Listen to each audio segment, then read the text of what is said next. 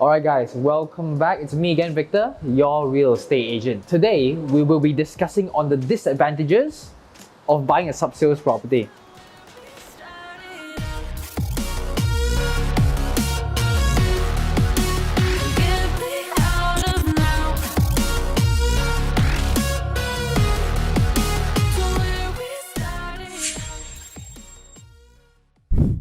So, number one, the looks and the design might look a little bit old. So, for subsales property, usually the looks might not be as new and the design might not be as modern. This is due to the fact that the property was completed 5, 10, or maybe even 20 years ago. So, because of the age, that's why usually for a subsales property, the looks and the design, it will be much older as compared to a new project. And of course, number two, for a subsales property, you have to deal with the standard wear and tears, such as maybe some cracks on the walls, leaking issue in the master bedroom's ceiling, or maybe some drawn walls because the previous tenant or the previous owner had children and they love drawing on walls.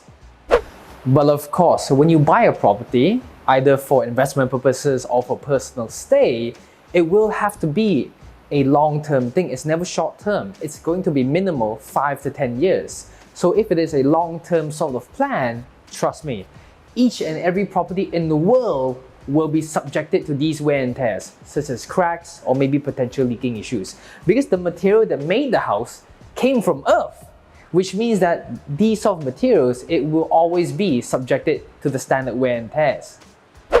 But for a subsales property, you see the cracks and the leaking issues already, which means number one, you get a good price on the property, and number two, you can fix it yourself and then wait for it to come back 10 years from now, as compared to something whereby it looks new, but we know that eventually the cracks and the water leakings, they are bound to come.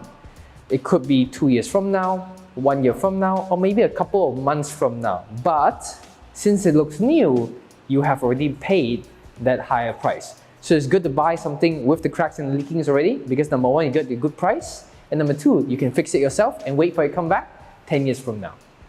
And trust me, fixing it yourself, it is much cheaper. I've sold many properties in the past whereby the owner just spent 1,000 ringgit on new paint of the unit and sold the property for 10 to 15,000 ringgit higher, just because with the new paint, it looks newer. So if you're still concerned or worried about the cracks and the small water leaking issues, trust me lah, you're thinking too much already.